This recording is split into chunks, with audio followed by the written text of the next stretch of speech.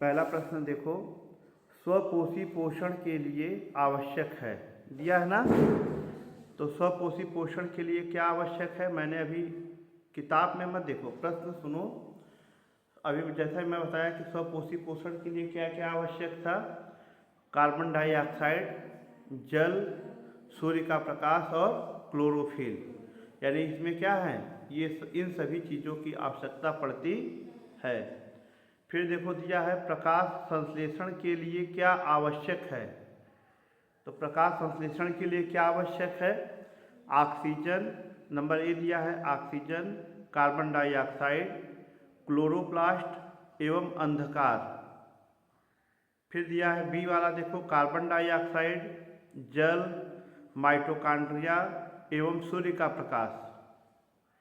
फिर दिया है कार्बन डाइऑक्साइड, जल, क्लोरोप्लास्ट एवं सूर्य का प्रकाश।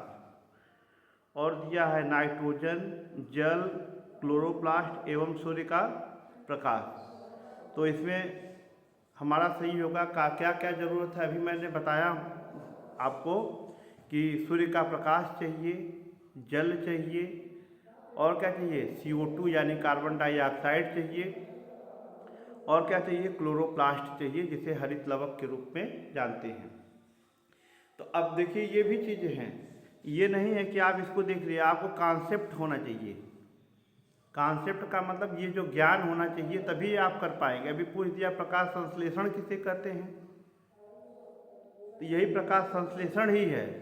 ये सब प्रकाश संश्लेषण का पूछ रहा है।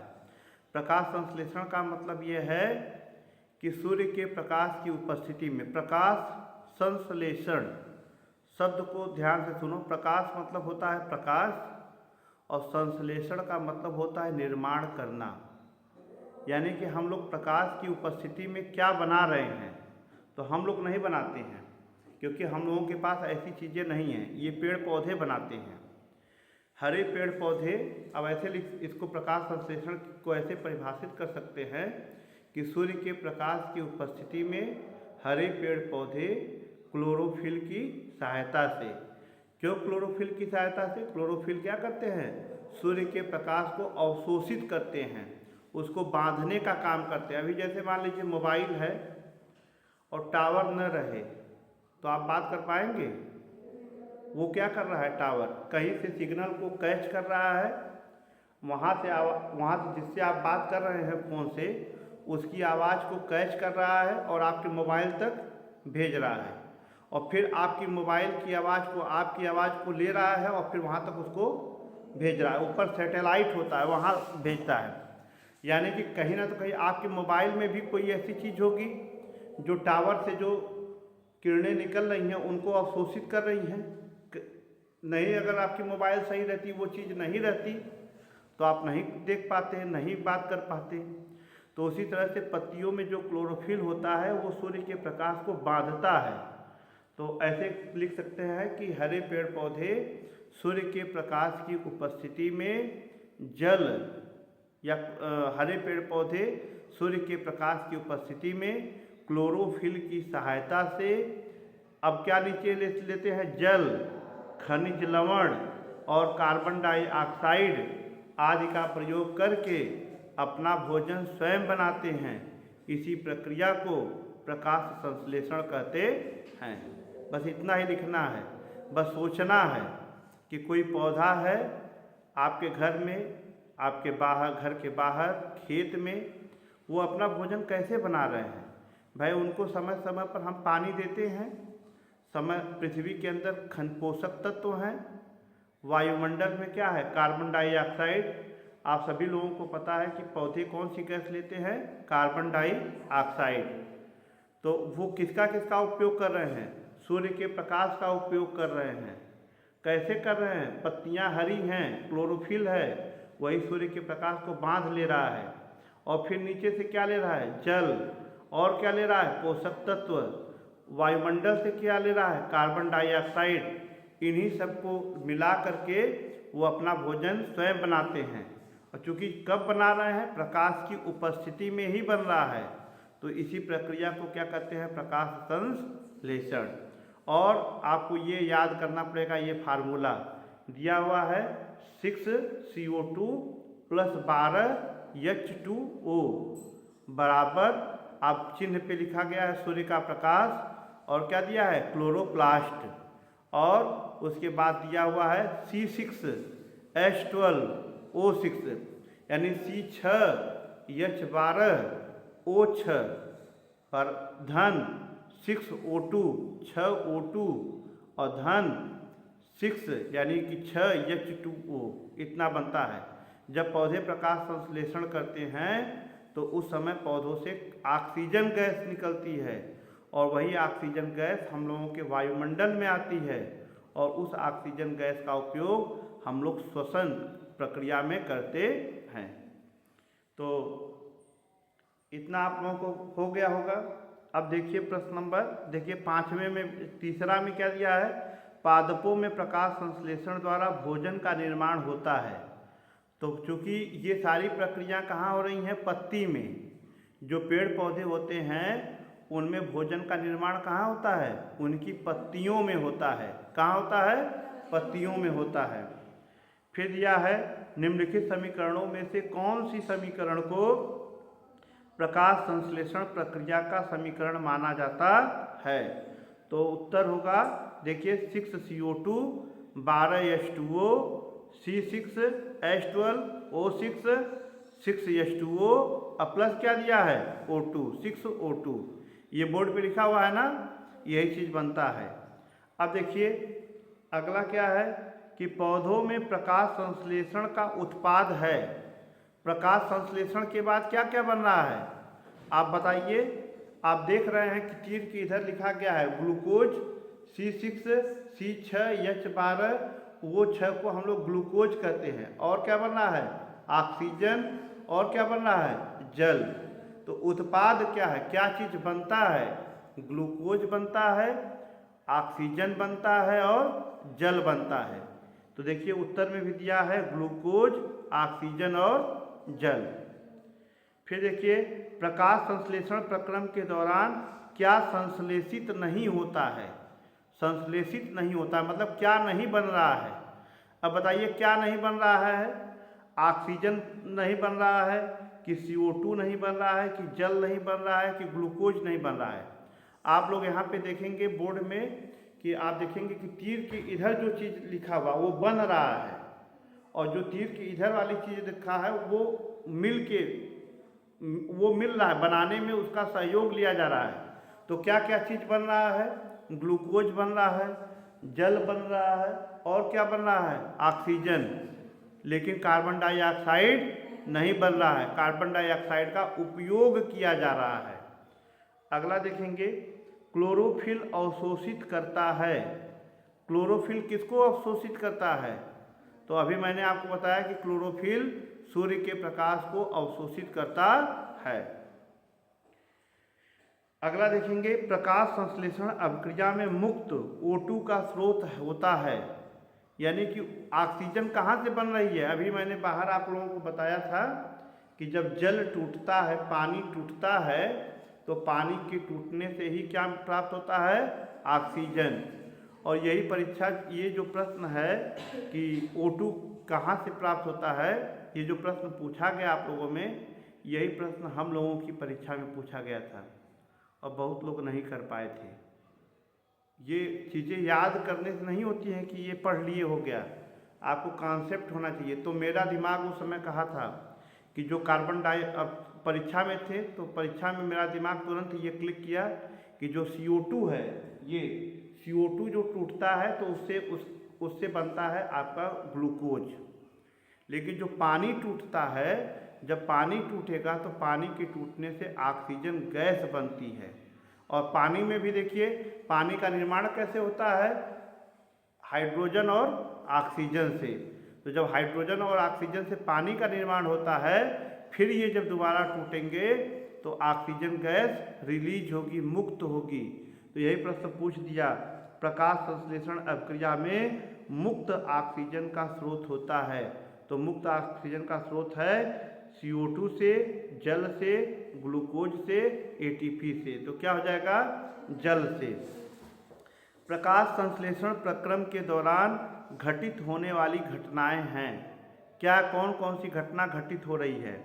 क्लोरोफिल द्वारा प्रकाश ऊर्जा का अवशोषण। क्या क्लोरोफिल प्रकाश ऊर्जा का अवशोषण करता है? अगला है प्रकाश ऊर्जा का रासायनिक ऊर्जा में रूपांतरण तथा जल के अणुओं का हाइड्रोजन एवं ऑक्सीजन में विघटन। विघटन मतलब टूटना। और क्या होता है? कार्बन डाइऑक्साइड का कार्बोहाइड्रेट में अपचयन, या इनमें से सभी। तो ये सभी प्रक्रियाएं होती हैं प्रकाश संश्लेषण के द्वारा। क्या होता है? क्लोरोफिल द्वारा प्रकाश ऊर्जा का अवशोषण। जो क्लोरोफिल है वो क्या करता है? प्रकाश ऊर्जा को अवशोषित कर लेता है। फिर प्रकाश ऊर्जा का रासायनिक ऊर्जा में रूपांतरण। देखिए ये जो प्रकाशीय ऊर्जा है, ये प्रकाशीय ऊर्जा रासायनिक ऊर्जा में बदल जाती है तथा जल अणुओं का हाइड्रोजन एवं ऑक्सीजन में विघटन। तो अभी मैं बताया ही हूँ कि जल टूटता है और कार्बन डाइऑक्साइड का कार्बोहाइड्रेट में अपचयन। तो अभी ये भी मैं बताया हूँ कि कार्बोहाइड्रेट टूटेगा तो CO2 टूटेगा तो कार्बोहाइड्रेट का निर्माण होगा। अगला देखिए, प्रकाश संश्लेषण के दौरान निम्न में से कौन सी एक क्रिया नहीं होती है? मतलब कि प्रकाश संश्लेषण के अभिक्रिया के दौरान क्या नहीं होता है? क्लोरोफिल द्वारा प्रकाश ऊर्जा का अवशोषण करना, ये होता है? ये होता है। प्रकाश क्लोरोफिल क्या करते हैं? प्रकाश को अवशोषित करते हैं। प्रकाश ऊर्जा का रासायनिक ऊर्जा में परिवर्तित करना, ये भी होता है। यानी कि जो इस प्रक्रिया के दौरान जो प्रकाश ऊर्जा होती है वह रासायनिक ऊर्जा में बदल जाती है। कार्बन डाइऑक्साइड का कार्बोहाइड्रेट में अपचयन, तो अभी आप ऊपर देखी ही हैं, लिखा है कार्बन डाइऑक्साइड कार्बोहाइड्रेट में अपचयित हो जाता है। ग्लूकोज का पायरुविक अम्ल में विखंडन, तो यही जो है नहीं होता है। जो ग्लूकोज का पायरुविक अम्ल में विखंडन नहीं होता है। अब देखिए पूछा गया है कि द्वार कोशिकाएं पाई जाती हैं। द्वार कोशिकाएं कहाँ पाई जाती हैं?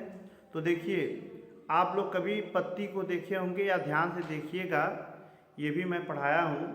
जब पत्ती आप देखेंगे तो उसमें छोटे छोटे छिद्र होते हैं, छेद होते हैं। जब कोई बड़ी पत्ती आप पीपल का या कोई बड़ी पत्ती देखेंगे तो उसमें आपको छोटा छोटा छेद दिखाई देगा। वो जो छेद होता है उसको स्टोमेटा, अंग्रेजी में स्टोमेटा और हिंदी में रंध्र कहते हैं। अब ये काम क्या करता है? ये पौधों की नाक है। जैसे हम लोग नाक के द्वारा सांस लेते हैं, उसी प्रकार से पौधे भी इसकी सहायता से कार्बन डाइऑक्साइड को ग्रहण करते हैं और ऑक्सीजन को छोड़ते हैं। तो अब ये जो छिद्र होता है, उन्हीं छिद्र के समीप दो ठो गार्ड कोशिकाएं होती हैं। गार्ड कोशिकाएं क्या करती हैं? उस स्टोमेटा की सूर्य के प्रकाश से सुरक्षा करती हैं। सूर्य का प्रकाश इतना तेज है, अभी मान लीजिए इतना तेज है, आप लोग 1 घंटा बैठेंगे तो दिक्कत हो जाएगी, लेकिन और गर्मी पड़ने लगेगी तो क्या सूर्य के प्रकाश में कोई बैठ पाएगा? लेकिन अब बताओ, हम लोग तो उठ के छाया में चले जाते हैं, लेकिन पेड़ पौधे कहाँ छाया में जाएं? वो तो कहीं जा नहीं पाएंगे। तो वो क्या होता है कि जो स्टोमेटा होता है, क्लोरोफिल होता है, ये सूर्य के प्रकाश से जल न पाएँ, इसलिए उनकी सुरक्षा के लिए स्टोमेटा के पास यानी रंध्र के पास 2 ठो गार्ड कोशिकाएं होती हैं। गार्ड, आप लोग नाम सुने हैं? Body guard. बॉडी गार्ड क्या करता है? सुरक्षा करता है। इसी तरह से ये जो स्टोमेटा में, रंध्र में गार्ड कोशिकाएं होती हैं, इनका भी काम क्या होता है? सुरक्षा करना। क्या काम होता है? सुरक्षा करना। तो ये सुरक्षा करती हैं और कहाँ पाई जाएंगी? द्वार पर। अभी देखिए किसी का घर हो तो बाहर दरबान लगाते हैं, मतलब कि गार्ड लगाते हैं। और गार्ड कहाँ रहता है? घर के अंदर दरवाजे पर रहता है। और वो दरवाजे पर रह के क्या करेगा? किसी को घर के अंदर आने जाने से रोकेगा। जो अपरिचित लोग हैं उसको घर के अंदर नहीं जाने देगा। तो वो क्या कर रहा है? घर की सुरक्षा कर रहा है। तो यही पूछा गया, द्वार कोशिकाएं पाई जाती हैं। तो द्वार कोशिकाएं कहाँ पाई जाएंगी? जड़ों में नहीं, रंध्रों में, स्टोमेटा में। वात रंध्रों में, इन सभी में तो जो गार्ड कोशिकाएं होती हैं वो कहाँ पाई जाती हैं? स्टोमेटा में, जिसको हम लोग हिंदी में क्या कहते हैं? रंध्र कहते हैं। फिर पूछा गया है निम्नलिखित में से कौन सी विषम पोषी नहीं है? क्या पूछा है? विषम पोषी नहीं है। तो स्वपोषी और एक होता है स्वजीवी और एक होता है परजीवी। उसी में विषम पोषी है जो विभिन्न प्रकार से अपने पोषण को ग्रहण करते हैं। विषम यानी कि विभिन्न तरीके से अपने पोषण को ग्रहण करते हैं और अपने पोषण को ग्रहण करने के लिए किसी दूसरे जीव पर ये निर्भर होते हैं। तो इसमें उत्तर जैसे दिया है फफूदी, फफूदी ये भी अपना भोजन दूसरे से ग्रहण करते हैं। फीता कृमि, फीता कृमि पेट के अंदर पाए जाते हैं, तो ये भी क्या करते हैं? हम चाहे हम पर निर्भर हो और चाहे ये सूअर के मांस में पाए जाते हैं, चाहे सूअर के मांस पर निर्भर हो। जब भी कोई व्यक्ति सूअर का कच्चा मांस खा लेता है या अधपका मांस खाता है तो उसे यही रोग, उसके शरीर में फीता कृमि आ जाता है और फीता कृमि उसकी आंत में छेद कर देता है और तमाम प्रकार के रोग उत्पन्न हो जाते हैं। तो ये तो होगा नहीं, ये भी निर्भर है। इष्ट, इष्ट भी जो है दूसरे जीव पर निर्भर होता है। और तीसरा दिया है मनी प्लांट। मनी प्लांट क्या है? एक पौधा है और पौधे अपना भोजन स्वयं बना लेते हैं। सूर्य के प्रकाश की उपस्थिति में ये अपना भोजन क्या करते हैं? स्वयं बनाते हैं। तो मनी प्लांट क्या होगा? ये विषम पोषी नहीं है, यह स्वपोषी है। यह क्या है? स्वपोषी है, विषम पोषी नहीं है। ये अपना भोजन स्वयं बनाता है, किसी दूसरे के ऊपर निर्भर नहीं होता है। फिर देखिए अगला दिया है 15 नंबर, सही कथन को चुनिए। विषम पोषी अपने भोजन का संश्लेषण नहीं करते हैं। दूसरा है विषम पोषी प्रकाश संश्लेषण के लिए सूर्य के प्रकाश का प्रयोग करते हैं। विषम पोषी कार्बन डाइऑक्साइड और जल को कार्बोहाइड्रेट में बदलने के योग्य होते हैं और विषम पोषी अपना भोजन स्वयं बनाते हैं। तो ये क्या होता है? देखिए विषम संश्लेषण का मतलब होता है निर्माण करना। भोजन तो हम भी अपना स्वयं बनाते हैं। हम लोग अपना भोजन कैसे बनाते हैं? खुद ही तो बनाते हैं चूल्हे पर। लेकिन वो जो अनाज है, चावल, दाल, आटा, गेहूँ, ये चीज़ हम स्वयं बनाते नहीं हैं। ये हम कहाँ से प्राप्त करते हैं? पेड़ पौधों से प्राप्त करते हैं, पौधों से प्राप्त करते हैं। यानी हम अपने भोजन के लिए किस पर निर्भर हैं? पौधों पर निर्भर हैं। लेकिन पौधे अपने भोजन के लिए किस पर निर्भर हैं? ये प्राकृतिक चीज़ों सूर्य के प्रकाश पर निर्भर हैं। और हम लोगों को देखो सूर्य का प्रकाश मिले तब भी हम अपना भोजन नहीं बना पाएंगे। हम अपने भोजन के लिए किस पर निर्भर हैं? दूसरे जीव यानी कि पेड़ पौधों पर निर्भर हैं। तो ये कह रहा है एक बनाना अलग होता है और संश्लेषण करना अलग होता है। तो ये प्रश्न पूछाया है कि सही कथन क्या है? तो विषम पोषी अपने भोजन का संश्लेषण नहीं करते हैं। ये अपने भोजन को स्वयं नहीं निर्मित करते हैं। ये अपने भोजन के लिए किसी दूसरे जीव पर निर्भर होते हैं। तो इसका उत्तर होगा विषम पोषी अपने भोजन का संश्लेषण नहीं करते हैं। ठीक, अगला देखिए, प्रत्येक जबड़े में अग्रचवर्णकों की संख्या होती है।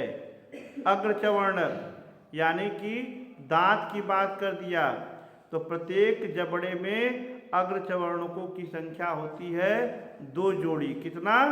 2 जोड़ी। ठीक है। देखिए हम लोगों में दांत होते हैं। कितने दांत होते हैं? कोई बताएगा?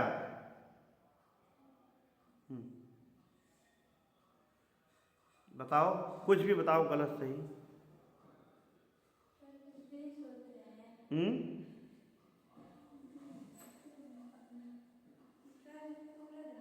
हाँ, पूरे दांत 32। हम लोगों में कितने दांत होते हैं? 32 दांत होते हैं। बैठ जाओ। देखो जो 20 दांत होता है देखो हम लोगों के शरीर में जो दांत होता है वो 2 बार आता है कि नहीं? आता है। अभी इसको हम जल्द ही पढ़ाए थे शाम के समय, इसको हम शाम को पढ़ाए थे। हम लोगों के जीवन में दांत 2 बार उगते हैं, इसलिए इसको द्विबार दंती कहते हैं। 2 बार जमता है इसलिए इसको द्विबार दंती कहते हैं। एक दांत होता है अस्थाई दांत जो टूट जाता है, और एक दांत होता है अस्थाई दांत जो बुढ़ौती में टूटता है। तो जो टूट जाता है पहले ही बाल्यावस्था में, बचपन में टूट जाता है, ऐसे दांतों की संख्या होती है 20। इसी को हम लोग कहते हैं दूध वाला दांत, कहते हैं ना दूध वाला दांत। तो दूध वाले दांत की संख्या कितनी होती है? 20 होती है। और जो इसी को अस्थाई दांत भी कहते हैं, और जो अस्थाई दांत है उनकी संख्या कितनी होती है? 32। अब हम लोगों में दांत 4 प्रकार के होते हैं। नंबर 1 होता है, कोई बताएगा? नंबर 1 होता है कृदनक, जिसे अंग्रेजी में इंसीजर कहते हैं। नंबर 2 होता है रदनक, जिसे हम लोग कैनाइन कहते हैं। नंबर 3 होता है अग्र, उसको हम लोग कहते हैं अग्रचवर्णक, ठीक, जिसको हम लोग प्रीमोलर कहते हैं। और एक होता है चवर्णक, जिसे हम लोग मोलर कहते हैं। जो सामने वाला दांत होता है, अभी अपने मुंह में जीभ से टच करके देख लो, कोने कोने पर 2 दांत होंगे जो नुकीले हैं। एक इधर नुकीला दांत है और एक इधर नुकीला दांत है, और नीचे भी एक इधर नुकीला दांत है और इधर नुकीला दांत है। उन दांतों के बीच में जो नुकीले दांत हैं उनके बीच में 4 दांत है।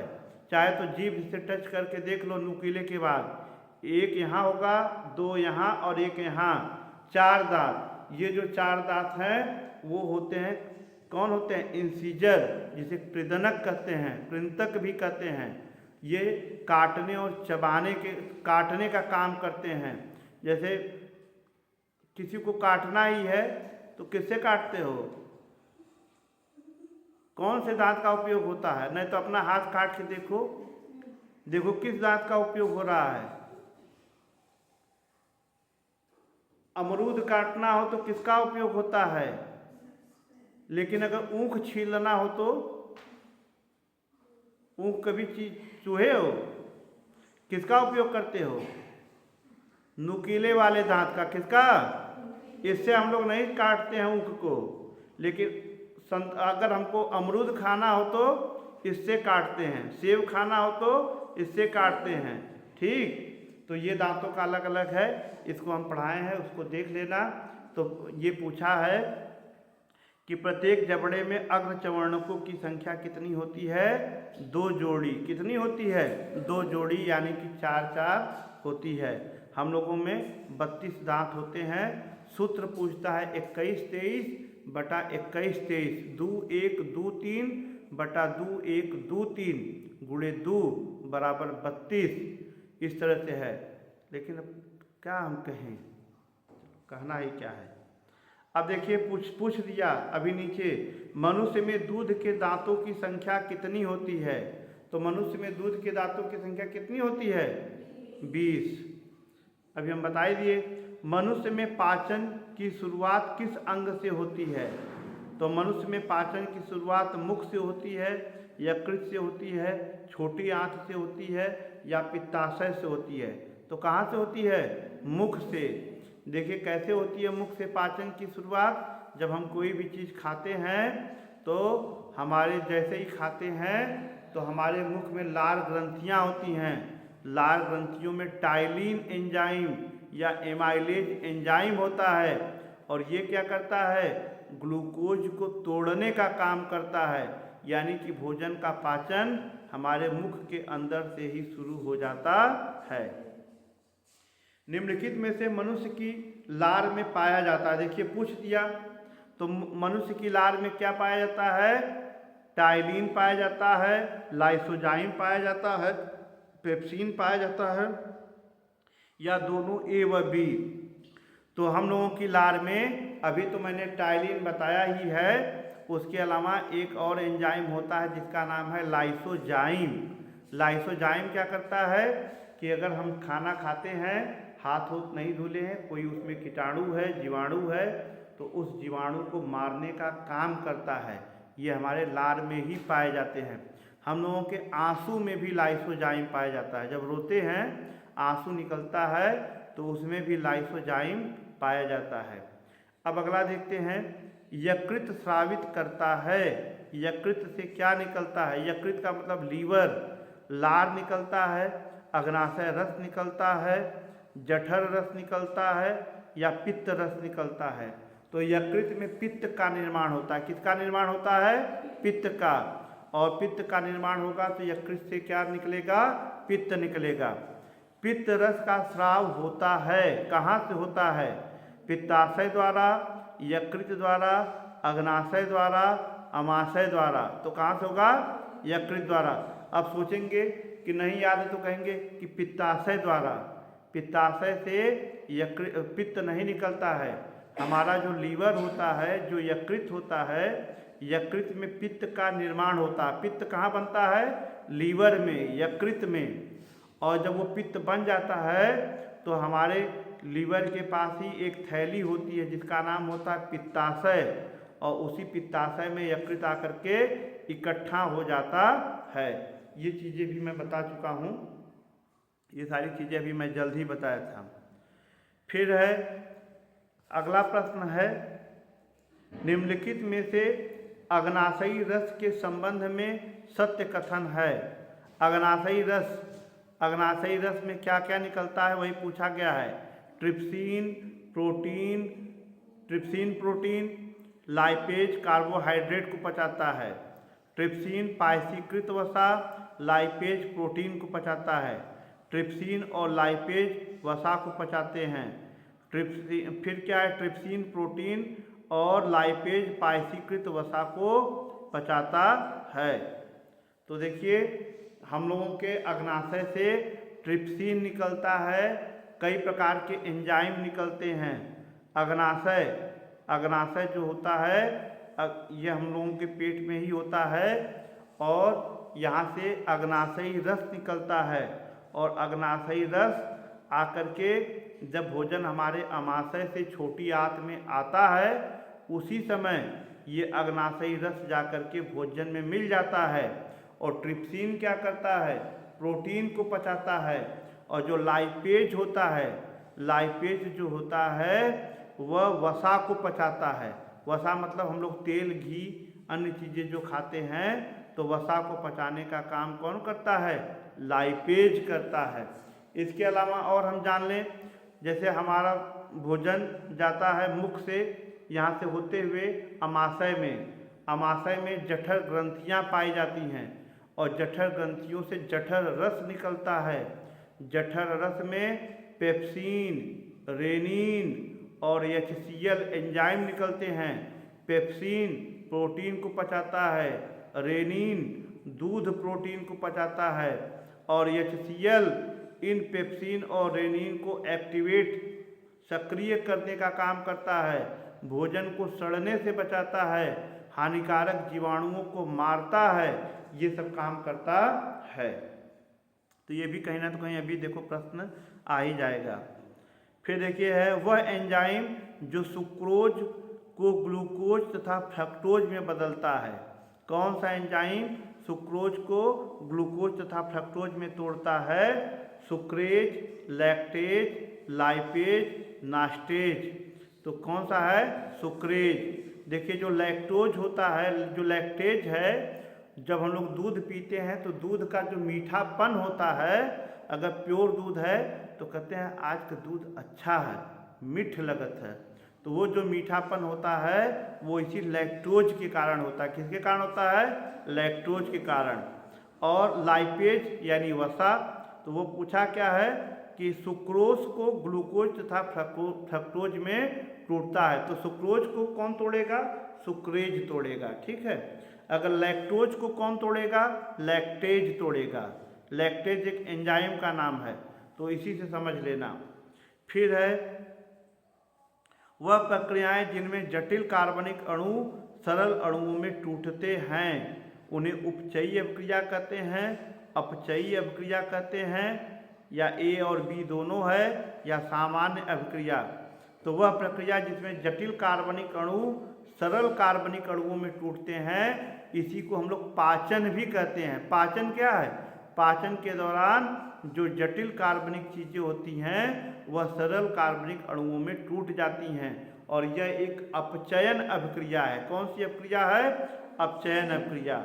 अब देखिए पूछा है चर्मदाह या पैलाग्रा रोग निम्नलिखित में से किस विटामिन की कमी से होता है? तो उत्तर क्या हो जाएगा? B1, B2, B3, B12। तो उत्तर होगा B3। विटामिन B3 की कमी से पैलाग्रा रोग होता है। ठीक, B1 की कमी से होता है B1 बेरी रोग होता है। विटामिन B1 की कमी से कौन रोग होगा? बेरी। B2 की कमी से कौन रोग होता है? किलोसिस होता है। और B12 की कमी से जो है हम लोगों का ये रोग हो जाता है, उसको कहते हैं मतलब खून की कमी हो जाती है, साइनोकोबालामिन होता है, उसमें खून की कमी हो जाती है, तब ये काम करता है। अभी मुझे एग्जैक्ट याद नहीं आ रहा है, अभी याद आएगा तो बता देते हैं। फिर देखिए अब दिया है कि सूची 1 को सूची 2 से मिलान कीजिए, दिया है ना। तो देखिए एमाइलेज है, तो जो देखिए एमाइलेज किसको पचाएगा? एमाइलेज वसा को तोड़ता है, तो एमाइलेज करेगा स्टार्च को। किसको करेगा? स्टार्च वसा। अरे ये कार्बोहाइड्रेट है, एमाइलेज जो है कार्बोहाइड्रेट को पचाता है, और स्टार्च क्या है? जटिल कार्बोहाइड्रेट है। कार्बोहाइड्रेट भी 3 प्रकार के होते हैं, मोनोसैक्राइड, डाइसैक्राइड, पॉलीसैक्राइड। तो जो स्टार्च होता है एक प्रकार का पॉलीसैक्राइड है, जटिल कार्बोहाइड्रेट है। तो एमाइलेज कार्बोहाइड्रेट को तोड़ेगा। पित्त लवण किसको तोड़ेगा? ये लिपिड्स को तोड़ता है। जो पित्त होता है वो क्या करता है? जो तेलीय चीज़ें होती हैं उनको तोड़ने का काम करता है। अभी देखिए मैं आपको बताया था, रेनिन बताया था ना, दूध फाड़ने का काम करता है, यानी दूध प्रोटीन को पचाने का काम कौन करेगा? रेनिन। और पेप्सिन बताया था, पेप्सिन किसको पचाएगा? प्रोटीन को। किसको पचाएगा? प्रोटीन को। ठीक, अब देखिए अगला प्रश्न है, प्रकाश संश्लेषण एक जैव रासायनिक प्रक्रिया है। प्रकाश संश्लेषण के दौरान सजीव कोशिका में प्रकाश ऊर्जा का रासायनिक ऊर्जा में रूपांतरण होता है, अर्थात शर्करा का निर्माण एक रासायनिक प्रक्रिया है। तो इसमें पूछ रहा है कि ए और दोनों सत्य हैं, आर ए द्वारा ए की सही व्याख्या हो रही है। तो यही सही होगा, क्योंकि प्रकाश संश्लेषण कैसी प्रक्रिया है? जैव रासायनिक प्रक्रिया है। प्रकाश संश्लेषण के दौरान सजीव कोशिका में प्रकाश ऊर्जा का रासायनिक ऊर्जा में रूपांतरण होता है, अर्थात शर्करा का निर्माण एक रासायनिक प्रक्रिया है। तो इन सबको देखो लघुत्तरीय प्रश्न में दिया भी है, इन सबको पढ़ने से ना होता है, जब बैठ के पढ़ेंगे तब ना होगा। पढ़ाई ऐसी कोई चीज़ थोड़े नहीं है कि इंजेक्शन लगा दिया और आ गया, नहीं कोनो टैबलेट आवा तो खा लेनी कुल याद हो गए। अब देखिए पेज नंबर 57 पर देखिए,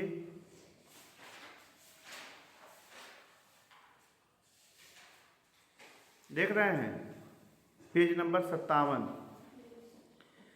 शरीर के बाहर से ऑक्सीजन को ग्रहण करना तथा कोशिकीय आवश्यकता के अनुसार खाद्य स्रोत के विघटन को कहते हैं।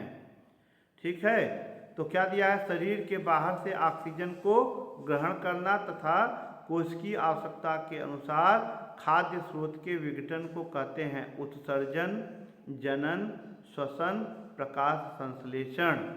तो देखिए इसमें क्या दिया है? शरीर के बाहर से ऑक्सीजन को ग्रहण करना।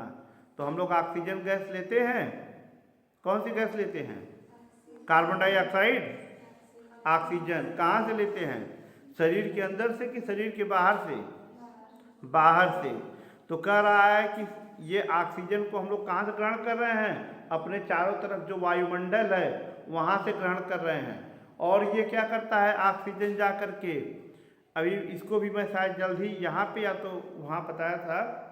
तो इसको हम लोग क्या, ये ऑक्सीजन क्या करता है, हमारी कोशिकाओं तक जाता है। कोशिकाओं में कोशिकांग माइटोकॉन्ड्रिया होता है और वहाँ पे भोजन को तोड़ने का काम करता है, विघटन करने का काम करता है। इसी प्रक्रिया को हम लोग क्या कहते हैं, श्वसन कहते हैं। एक प्रश्न पूछता है श्वसन या श्वासोच्छ्वास किसे कहते हैं।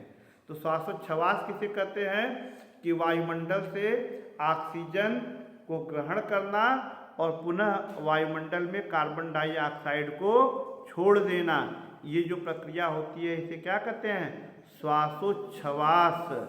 यानी कि हम लोग क्या कर रहे हैं, ऑक्सीजन को ले रहे हैं और पुनः कार्बन डाइऑक्साइड को वायुमंडल में छोड़ दे रहे हैं। इस प्रक्रिया को क्या कहते हैं, श्वासोच्छ्वास कहते हैं। श्वसनीय पदार्थ कार्बनिक पदार्थ है जो श्वसन के दौरान ऊर्जा मुक्त करने के लिए होते हैं। क्या होते हैं, ऑक्सीकृत होते हैं, अपघटित होते हैं, संश्लेषित होते हैं।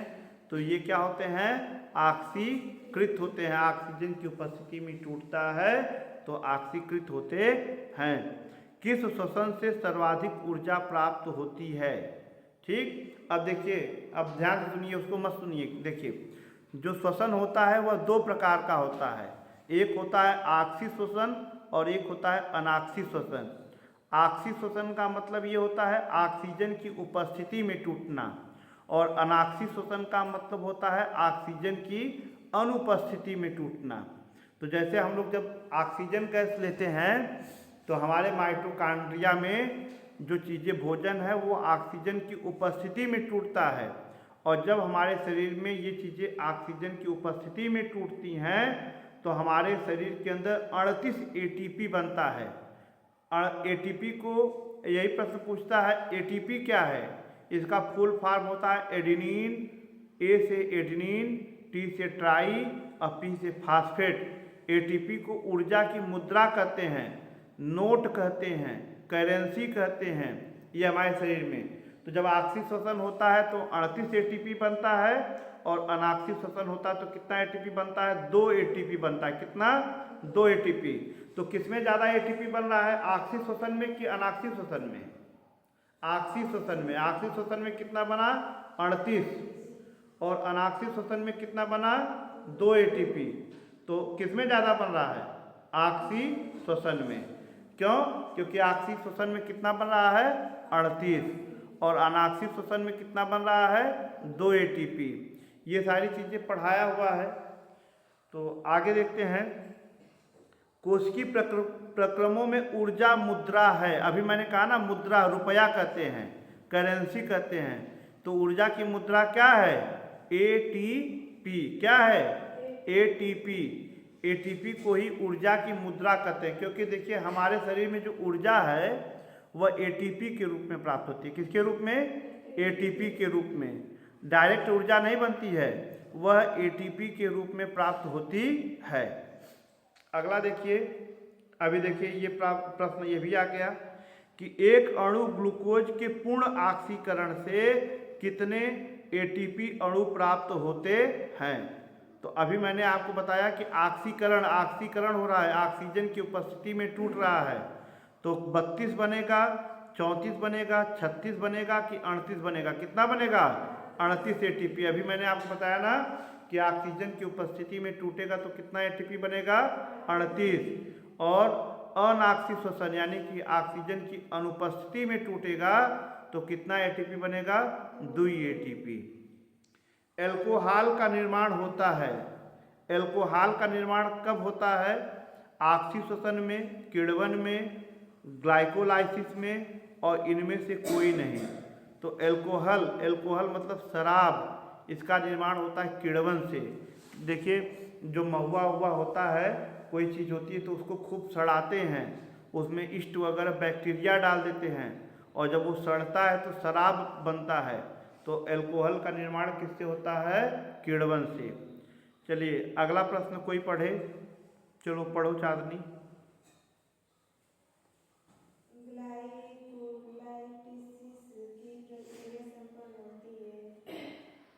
कार्बन वाले अणु ग्लूकोज का 3 कार्बन वाले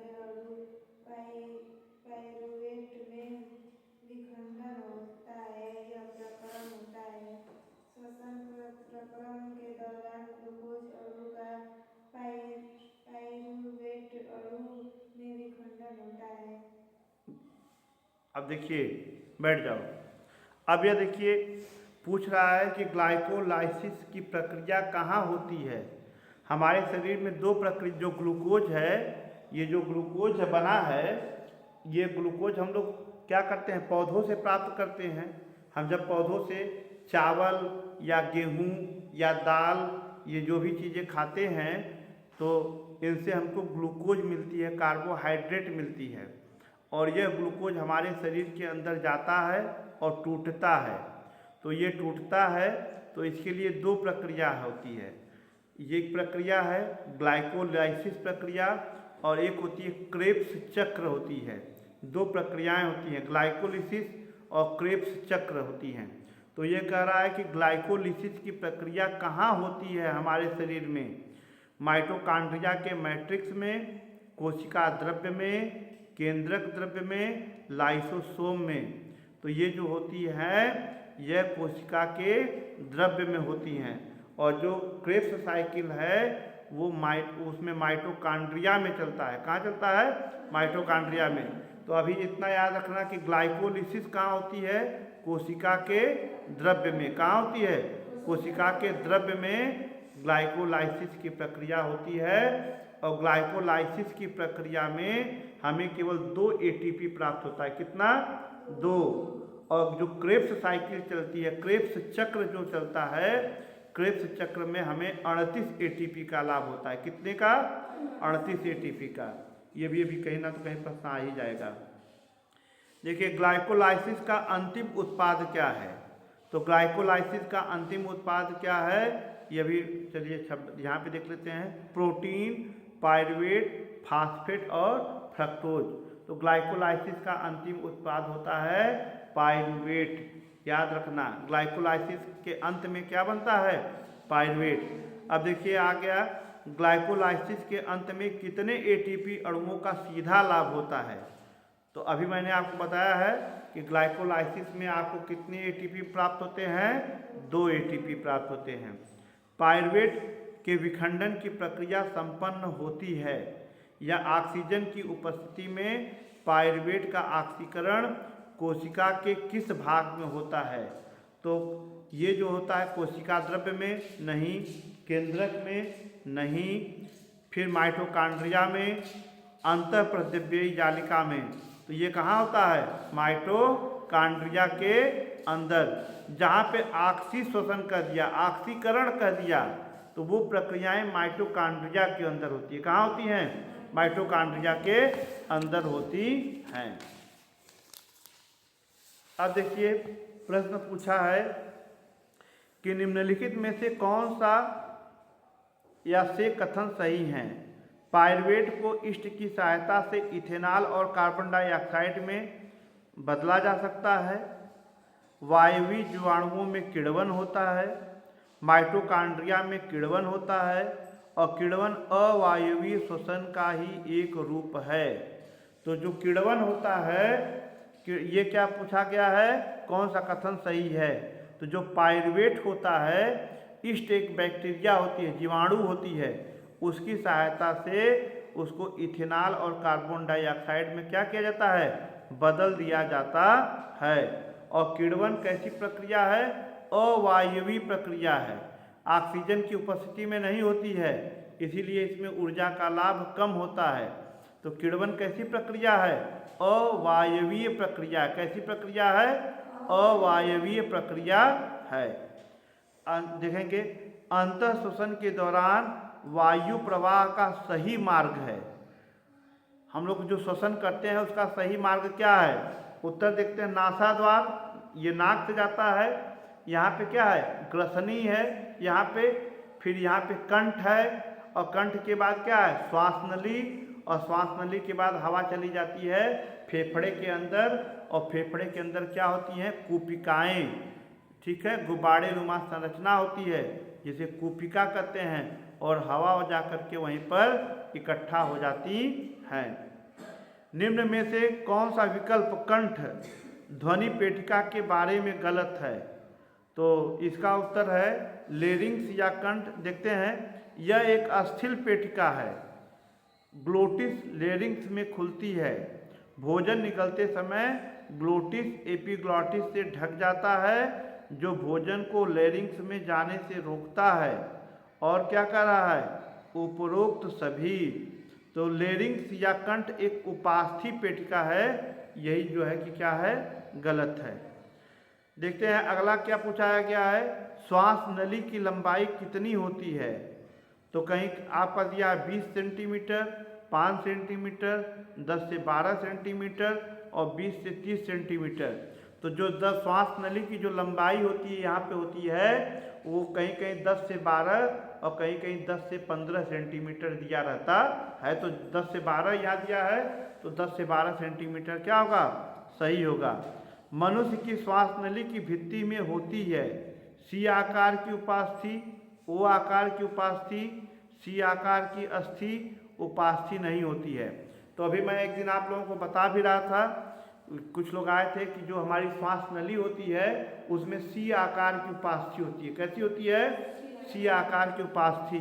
ये यहाँ से ऐसे इस तरह से सी आकार की ऐसे फिट होती है कि कोई इसको दबाए भी वह पिचक न पाए, और पिचक भी जाए तो फिर क्या हो जाए? फैल जाए। जैसे हम लोग ऐसे, ये क्या है, कान को ऐसे अगर दबा दिए तो फिर अगर छोड़ दे तो कान क्या हो जाता है? अपने रूप में चला जाता है, पिचकता नहीं है। तो ये क्या है? उपास्थि है। लेकिन अगर यहाँ पे अस्थि होती, हड्डी होती, तो इसको हम दबा ही नहीं पाते। हड्डी को दबा पाएंगे? नहीं दबा पाएंगे। मनुष्य के शरीर में फेफड़ों की संख्या कितनी होती है? तो हमारे शरीर में कितने फेफड़े हैं? 2, एक दाहिने तरफ और एक बाएं तरफ। फुफ्फुस गुहा से भरे तरल का क्या कार्य होता है? फेफड़ों की सुरक्षा करना, फुफ्फुसावरण को नम तथा चिकना बनाना, फुफ्फुसावरण को घर्षण से मुक्त रखना, और डी उपरोक्त सभी।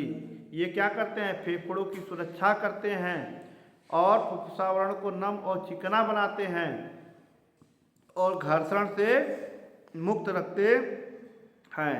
अब देखिए पूछा गया है कि दायां फेफड़ा कितने पिंडों में बटा होता है?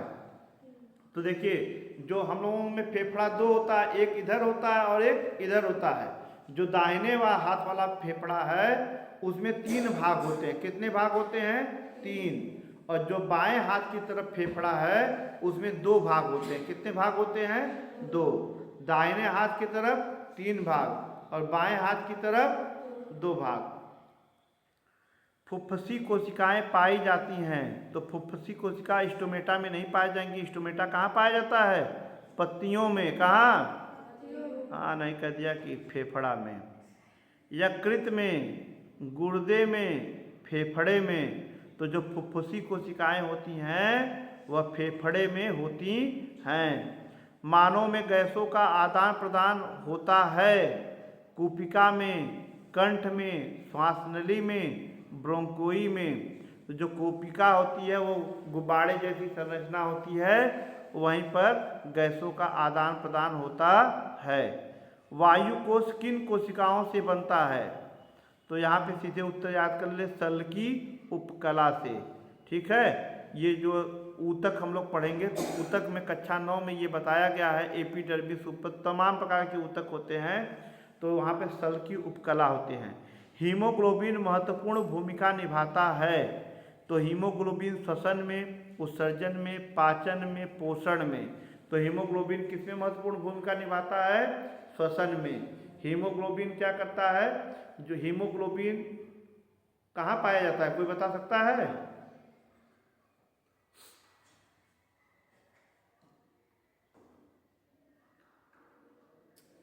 हीमोग्लोबिन हमारे खून में पाया जाता है और इसी के कारण हमारे खून का रंग लाल दिखता है। और इसका काम क्या है कि हीमोग्लोबिन ऑक्सीजन को बांध लेता है और ऑक्सीजन को बांध करके एक स्थान से दूसरे स्थान तक लेकर के जाता है। अक्सर सुनत हुई है खून चेक पर हीमोग्लोबिन कम हो गया, खूनवा में हीमोग्लोबिन कम हो गया। लेकिन